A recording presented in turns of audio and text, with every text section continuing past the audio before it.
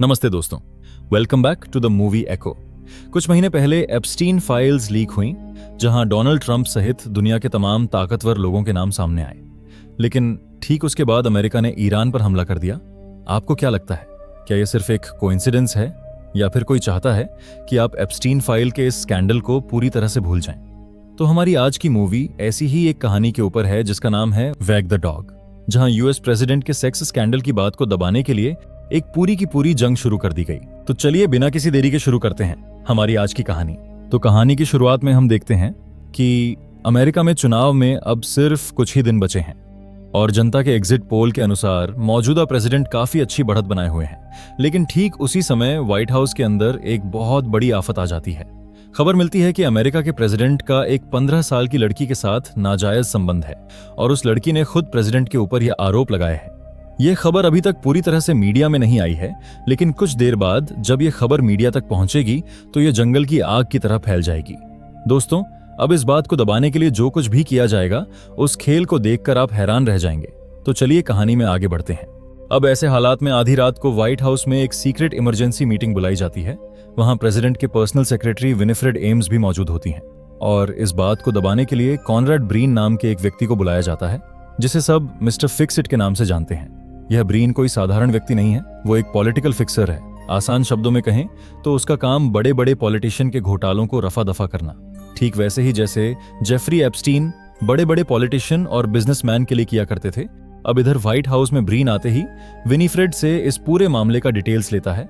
Winifred उसे पूरी बात बताती है। ब्रीन फौरन समझ जाता है कि इस स्थिति से प्रेसिडेंट को निकालना इतना आसान नहीं होने वाला और इस घटना से लोगों का ध्यान हटाने के लिए कोई बहुत बड़ा सिचुएशन क्रिएट करना होगा। फिर वो कहते हैं कि प्रेसिडेंट की बीमारी का बहाना बनाकर उन्हें कुछ और दिनों के लिए चाइना में ही रोकना होगा ताकि उन्हें मीडिया का सामना न करना पड़े। इसके बाद ब्रीन उनसे पूछते हैं कि क्या उन्होंने B-3 बॉम्बर प्लेन और अल्बानिया की स्थिति के बारे में कुछ सुना है। उनकी बात सुनकर सब हैरान रह जाते हैं क्योंकि उन्होंने तो ऐसा कुछ सुना ही नहीं था। अब यहाँ पर हमें ब्रीन का असली मास्टरमाइंड प्लान के बारे में पता चलता है। वो बड़ी चालाकी से समझाते हैं कि हमें देश की सुरक्षा को लेकर एक बहुत बड़ा संकट पैदा करना होगा जो इस स्कैंडल से कई ज्यादा इंपॉर्टेंट हो। इसलिए अब हमें एक जंग जैसा माहौल पैदा करना होगा। अब इस नकली जंग के लिए वो अल्बानिया को चुनता है क्योंकि अल्बानिया उनके लिए काफी आसान टारगेट है।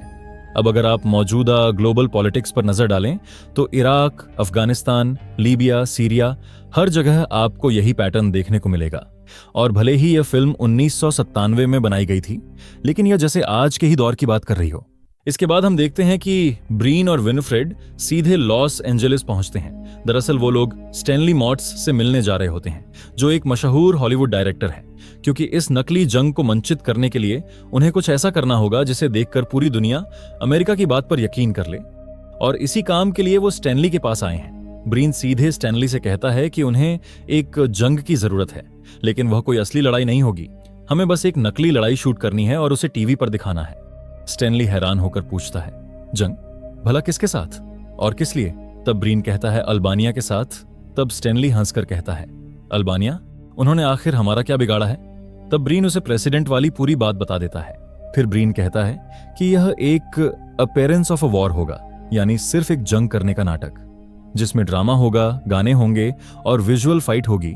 अब यह सुनकर स्टैनली को धीरे धीरे इसमें दिलचस्पी बढ़ने लगती है, क्योंकि वो एक डायरेक्टर है और उसे ये एक बहुत बड़े सुपरहिट मूवी का प्रोजेक्ट जैसा लगता है। इसके बाद वो दोनों मिलकर जंग की एक काल्पनिक बैकग्राउंड स्टोरी तैयार कर लेते हैं। उनका स्टोरी कुछ ऐसा था कि अल्बानियन आतंकवादी कनाडा की सीमा के रास्ते अमेरिका में घुसने की कोशिश कर रहे हैं और यही होगा जंग का असली कारण। इसके बाद हम देखते हैं स्टैनली अपनी पूरी टीम को बुला लिया है, कॉस्ट्यूम डिजाइनर से लेकर म्यूजिक डायरेक्टर तक। अब विनिफ्रेड हैरान होकर देख रही होती है। पूरे देश की किस्मत अब हॉलीवुड के एक ड्राइंग रूम में तय हो रही है और अगर आप थोड़ी गहराई से सोचें तो समझ पाएंगे कि शायद इसी तरह अमेरिका इतने सालों से दूसरे देशों के खिलाफ एक के बाद एक नैरेटिव चलाता आ रहा है। इसके बाद ब्रीन और स्टैनली लॉस एंजलिस के एक विशाल स्टूडियो में पहुंचते हैं। वहां पहुंचकर वो लोग जंग जैसी स्थिति तैयार करने में जुड़ जाते हैं। स्टैनली अपनी टीम के स्पेशल इफेक्ट्स एक्सपर्ट से कहता है कि वे एक देहाती सड़क और जंग का माहौल तैयार करें। इस बीच शूटिंग के लिए एक एक्ट्रेस को ब्लू स्क्रीन के सामने खड़ा किया जाता है। स्टैनली उस लड़की को समझाता है, तुम अल्बानिया के एक गांव की लड़की हो, तुम्हारे पीछे के घरों से धुआं उठेगा और आग जलेगी और दिखाया जाएगा कि आतंकवादी तुम्हारा गांव जला रहे हैं और तुम उनसे जान बचाने के लिए भाग रही हो। अब इस वीडियो को और ज्यादा इमोशनल बनाने के लिए स्टैनली लड़की के हाथ में चिप्स का एक पैकेट थमा देता है और उससे कहता है, तुम इस पैकेट को अपने सीने से इस तरह पकड़ना जैसे यह तुम्हारी पालतू बिल्ली हो। फिर शूटिंग खत्म होने के बाद शुरू होता है एडिटिंग का असली जादू।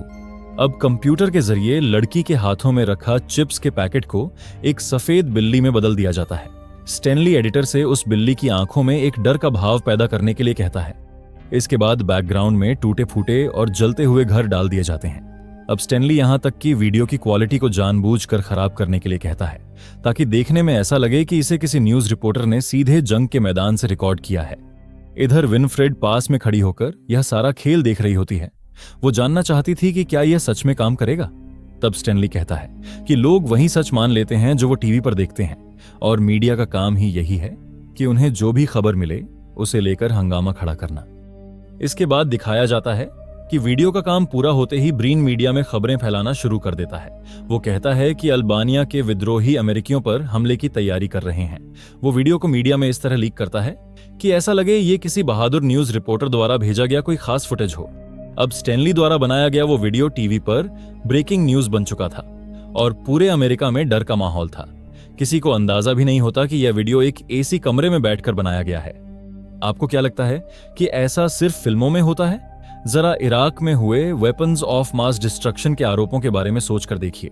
वहां भी पूरी दुनिया को एक झूठ के युद्ध में धकेल दिया गया था, और इन सब कामों को अंजाम देने के लिए अमेरिका हमेशा सबसे बेहतरीन तरीका अपनाता है।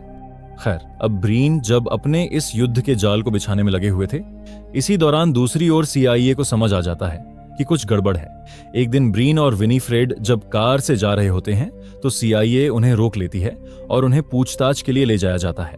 वहां CIA एजेंट मिस्टर यंग ब्रीन से साफ तौर पर कहता है कि उन्होंने सैटेलाइट के जरिए जांच की है और इस समय अल्बानिया में कोई जंग नहीं हो रहा। यहां तक कि जंग की कोई इंटेलिजेंस रिपोर्ट भी उनके पास नहीं है।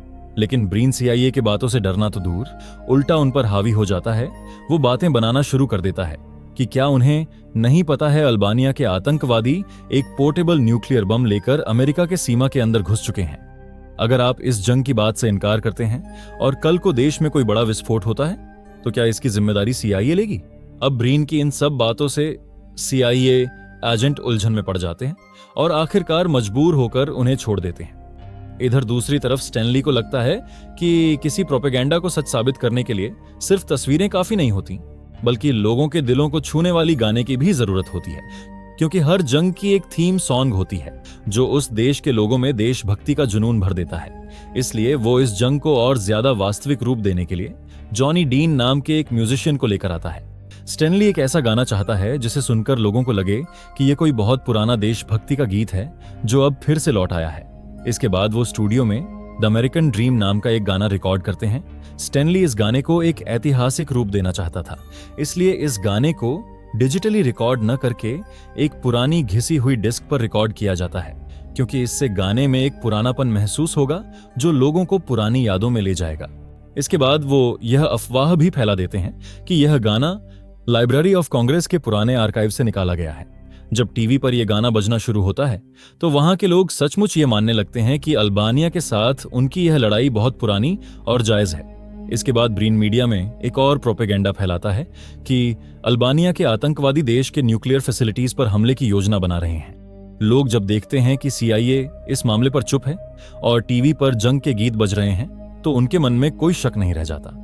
चुनाव से महज कुछ दिन पहले पूरे देश की निगाहें अब अल्बानिया के साथ हो रही इस जंग पर टिकी हुई है और लोगों का ध्यान अब प्रेसिडेंट के उस स्कैंडल से पूरी तरह से हट चुका है।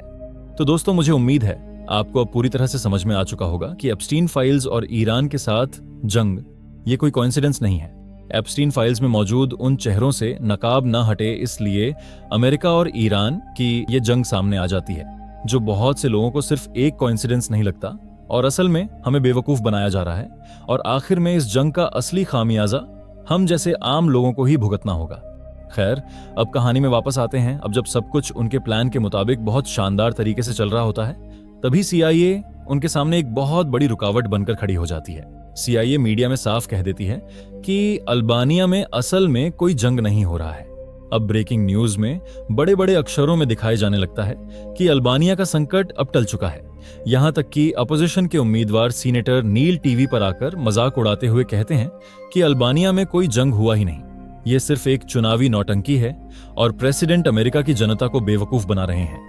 लेकिन टीवी पर यह खबर सुनने के बाद स्टैनली कहता है, ये जंग मैंने शुरू की है और जब तक मैं इसे खत्म नहीं करता तब तक ये जंग चलता रहेगा। इसका मतलब यह है कि स्टैनली अब अपना एक दूसरा खेल शुरू करने वाला है। स्टैनली कहता है कि अगर हमें लोगों के इमोशन को पकड़ कर रखना है तो हमें एक वॉर हीरो की जरूरत पड़ेगी। स्टैनली और ब्रीन मिलकर फौरन एक नई स्क्रिप्ट तैयार करते हैं। वो मीडिया में ये बात फैला देता है कि जंग भले ही खत्म हो गया हो, लेकिन अमेरिका का एक बहादुर सिपाही अब भी दुश्मनों के कब्जे में है। वो उस सिपाही को सार्जेंट विलियम शूमन का नाम देते हैं और उसका कोड नेम ओल्ड शू रखा जाता है, क्योंकि स्टैनली आम लोगों के मन में एक पुराना, जाना पहचाना और गहरा भावनात्मक चेहरा पेश करना चाहता था। ओल्ड शू मतलब पुराना जूता, यानी कि एक आम आदमी जो आपके और मेरे जैसा ही कोई साधारण इंसान है। इसके बाद स्टैनली फिर से अपनी म्यूजिक टीम को बुलाता है। इस बार उन्हें एक ऐसा गाना बनाने के लिए कहा जाता है जिसे सुनकर लोगों को लगे कि यह कई साल पुराना कोई मशहूर गाना है। वो स्टूडियो में गुड ओल्ड शू नाम का एक गाना रिकॉर्ड करते हैं और पिछली बार की तरह ही स्टैनली नए रिकॉर्ड किए गए गाने को पुराने साउंड इफेक्ट्स के साथ इस तरह सजाता है जैसा कि लगे ये कोई वर्ल्ड वॉर 2 में रिकॉर्ड किया गया कोई गाना हो। गाना सुनने पर ऐसा दर्द भरा एहसास होता है जैसे सच में किसी खोए हुए सिपाही के लिए बरसों पहले इसे गाया गया हो। अब ब्रीन इस गाने को रेडियो स्टेशनों पर इस तरह बजवाता है जैसे यह कोई खोई हुई विरासत हो। गाना लोगों तक पहुंचाने के बाद स्टैनली अपना अगला दांव खेलता है। वो लोगों तक ये बात पहुंचाता है कि शू मैन के सम्मान में देशवासी अपने पुराने जूते पेड़ों की डालियों और बिजली के तारों पर लटका दें। अब टीवी पर यह खबर प्रसारित होने के कुछ ही घंटों के भीतर देखा जाता है कि पूरे अमेरिका में लोग सड़कों पर उतर आए हैं। वे अपने पुराने जूते बिजली के तारों और पेड़ों पर लटका रहे हैं। लोग शू मैन को नहीं जानते, उन्होंने उसे कभी देखा भी नहीं है, उन्हें यह भी नहीं पता कि ऐसा कोई इंसान असल में है भी या नहीं। लेकिन लोग गुड ओल्ड शू गाने की धुन पर एक काल्पनिक नायक के लिए जूते लटका रहे हैं। अब यह देखकर समझ आता है कि मीडिया और संगीत मिलकर कैसे करोड़ों लोगों को एक अदृश्य धागे में बांध सकते हैं। खैर, जब पूरा अमेरिका ओल्ड शू यानी सार्जेंट विलियम शूमन के गम में डूबा होता है, ठीक उसी समय स्टैनली और ब्रीन अपने इस काल्पनिक नाटक को एक कदम और आगे ले जाने की तैयारी करते हैं। स्टैनली समझ जाता है कि सिर्फ गाने और जूते लटकाने से लोगों की इमोशंस को ज्यादा देर तक काबू में नहीं रखा जा सकता, इसलिए लोगों के सामने कुछ और सबूत लाना जरूरी है। स्टैनली अपनी स्पेशल इफेक्ट्स टीम को बुलाकर एक नया रास्ता निकालता है। वो कहता है कि हमें दिखाना होगा कि शू मैन ने दुश्मन के चंगुल में कैद रहते हुए हमसे संपर्क करने की कोशिश की है। वो एक धुंधला वीडियो फुटेज तैयार करता है जहां एक पुराना स्वेटर दिखाई देता है जिससे कुछ धागे अजीब तरह से बाहर निकले हुए हैं। फिर स्टैनली मीडिया में यह बात फैलाता है कि यह कोई साधारण स्वेटर नहीं है। शू मैन ने दुश्मनों की आंखों में धूल झोंक कर अपने स्वेटर के धागों से मॉर्स कोड बनाया है और उस कोड को डिकोड करके स्टैनली दावा करता है कि शूमन ने अपनी मां को एक संदेश भेजा है जिसमें लिखा था, मॉम तुम घबराना मत, मैं वापस आऊंगा। जरा सोच कर देखिए, एक फटे हुए स्वेटर के धागे को मॉर्स कोड बताकर पूरे देश को बेवकूफ बनाया जा रहा है। अगर आप होते तो क्या इस पर विश्वास करते? मुझे पता है आप भी विश्वास कर लेते, क्योंकि हमारी मीडिया ठीक इसी तरह काम करती है। अब टीवी पर यह खबर देखने के बाद लोगों के मन में शू मैन के लिए प्यार और भी गहरा हो जाता है। यह काल्पनिक सैनिक अब उनके लिए एक असली हीरो बन चुका था। लेकिन ब्रीन जानता है कि एक न एक दिन शू मैन को सबके सामने लाना ही पड़ेगा, वरना लोग उन पर सवाल उठाना शुरू कर देंगे। इसलिए वो मिलिट्री डेटाबेस चेक करता है और विलियम शूमन नाम के एक आदमी को खोज निकालता है। लेकिन उसकी फाइल खोलने के बाद ब्रीन और विनफ्रेड के चेहरे का रंग उतर जाता है। उन्होंने जिसे नेशनल हीरो बनाया है वो असल में कोई नायक नहीं है। मिलिट्री रिकॉर्ड के मुताबिक वह एक खूंखार अपराधी और मानसिक तौर पर असंतुलित सैनिक है और इसी वजह से उसे सेना के एक जेल में कैद करके रखा गया है। इसके बाद हम देखते हैं विनीफ्रेड, ब्रीन और स्टैनली उस जेल में पहुंचते हैं जहां पर शूमैन को रखा गया है। जब शूमैन को एक प्राइवेट प्लेन में ले जाया जाता है तो हम देखते हैं कि वो कितना खतरनाक इंसान है। उसे काबू करने के लिए सैनिक उसे एक सेडेटिव इंजेक्शन देते हैं। फिर जब वो लोग शूमैन को लेकर वहां से निकलते हैं, रास्ते में अचानक मौसम खराब होने की वजह से प्लेन के इंजन में कुछ प्रॉब्लम शुरू हो जाती है और उनका प्लेन बीच रास्ते में ही क्रैश हो जाता है। लेकिन किसी तरह वो लोग बच जाते हैं, लेकिन वो ऐसी जगह फंस जाते हैं जहां फोन का सिग्नल भी नहीं मिलता। फिर बारिश और रात के अंधेरे के बीच कुछ दूर चलने के बाद उनकी मुलाकात एक स्थानीय किसान से होती है वो उनकी मदद करता है और उन्हें अपने साथ अपने घर ले आते हैं। अब उन्हें ये आइडिया ही नहीं होता कि शूमैन को अपने साथ रखना मतलब एक चलता फिरता टाइम बॉम्ब अपने साथ रखने के बराबर है। अब धीरे धीरे शूमैन को दी गई दवा का असर कम होने लगता है और उसके अंदर की हैवानियत जाग जाती है।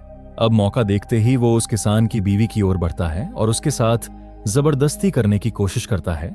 जब वो किसान अपनी बीवी की चीखें सुनकर अपना बंदूक लेकर वहां पहुंचता है और जैसे ही उसने देखा शूमैन उसकी बीवी के साथ जबरदस्ती करने की कोशिश कर रहा है, वो फौरन उसे गोली मार देता है।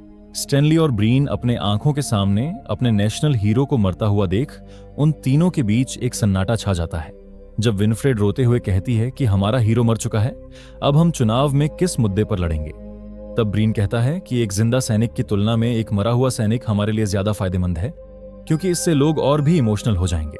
अब ब्रीन की बात सुनकर स्टैनली को समझ आ जाता है कि जिंदा शूमैन को लेकर जो जोखिम था वो मरे हुए शूमैन के साथ नहीं होगा। अब वो उसे जैसे चाहें वैसे दुनिया के सामने शहीद के रूप में पेश कर सकते हैं। वो लोग प्लान बनाते हैं कि कैसे अब इस शूमैन को नेशनल हीरो के तौर पर पूरी दुनिया के सामने विदाई दी जा सके। इसके बाद हम देखते हैं ब्रीन और स्टैनली वॉशिंगटन लौट आते हैं और मीडिया में खबर फैला देते हैं कि सार्जेंट विलियम शूमैन को अल्बेनियन के चंगुल से वापस लाते समय बीच रास्ते में तबीयत खराब होने की वजह से उनकी मौत हो गई। अब इस खबर को सुनकर पूरा देश गम में डूब जाता है और उस क्रिमिनल को लोग अपना नेशनल हीरो मानने लगते हैं। खैर, अब शूमैन की बॉडी को पूरे सैनिक सम्मान के साथ प्लेन से उतारा जाता है और साथ ही उस गुड ओल्ड शू गाने को बजाया जाता है। अब इस नाटक में प्रेसिडेंट भी एक बड़ी भूमिका निभाता है। वो खुद एयरपोर्ट जाकर शूमैन की इस फ्यूनरल पर शामिल होता है और उसके मौत पर लोगों के सामने अपना दुख जाहिर करता है। अब ये सब टीवी में लाइव टेलीकास्ट हो रहा था और टीवी में ये सब देखकर अब लोगों के मन में उनके प्रेसिडेंट के प्रति जो सोच थी वह अब बदलने लगती है। लोगों को लगता है कि उनका प्रेसिडेंट कितना अच्छा आदमी है जो एक साधारण से सैनिक के लिए इतना सब कर रहे हैं। इसी बीच ब्रिन और स्टैनली दूर से यह सारा नाटक देख रहे थे। उन दोनों का ये खेल आखिरकार पूरी तरह से सक्सेसफुल हो जाता है। महज कुछ दिनों पहले जहां सेक्स स्कैंडल के कारण एक प्रेसिडेंट की पूरी पॉलिटिकल करियर खत्म होने वाला था, वो प्रेसिडेंट अब भारी बहुमत से जीतने वाला होता है। अब न्यूज चैनल में दिखाया जाता है कि प्रेसिडेंट की इस जीत के पीछे उनका लीडरशिप और जंग के समय लिए गए कठिन फैसले हैं। अब स्टैनली जब ये सब देखता है कि उसकी ये सारी मेहनत का क्रेडिट सिर्फ अकेले प्रेसिडेंट को मिल रहा है, उसे अंदर ही अंदर काफी गुस्सा आने लगता है। तब ब्रेन उसे समझाता है कि इस काम के लिए उसे काफी पैसे मिले हैं और अगर उसे चाहिए तो उसे और भी पैसे मिलेंगे। तब स्टैनली कहता है कि सब कुछ पैसों से नहीं खरीदी जा सकती और अगर मुझे इस काम का क्रेडिट नहीं दिया गया तो मैं मीडिया के सामने जाकर सब कुछ सच सच बता दूंगा। ब्रीन उसे समझाता है कि यह कोई फिल्म की शूटिंग नहीं थी, बल्कि यह एक नेशनल सिक्योरिटी की बात है, लेकिन स्टैनली उसकी कोई बात नहीं सुनता और वहां से जाने लगता है। तब ब्रीन वहीं पर खड़ा एक एजेंट को इशारा करता है और फिर बाहर जाते समय स्टैनली को एक गाड़ी में बिठाकर वहां से ले जाया जाता है। फिर अगले दिन खबर आती है कि मशहूर फिल्म डायरेक्टर स्टैनली मॉट्स की अचानक दिल का दौरा पड़ने के कारण मौत हो गई। जिस आदमी ने पूरे अमेरिका को अपनी उंगलियों पर नचाया, उसी आदमी को हमेशा के लिए खामोश कर दिया गया ताकि यह राज कभी व्हाइट हाउस के बाहर ना आ सके। और यही पॉलिटिक्स है जहां पावर ही सब कुछ है और इमोशन का यहां कोई जगह नहीं। और इसी के साथ हमारी आज की कहानी यहीं पर समाप्त होती है। मिलते हैं अगली बार और एक नई कहानी के साथ।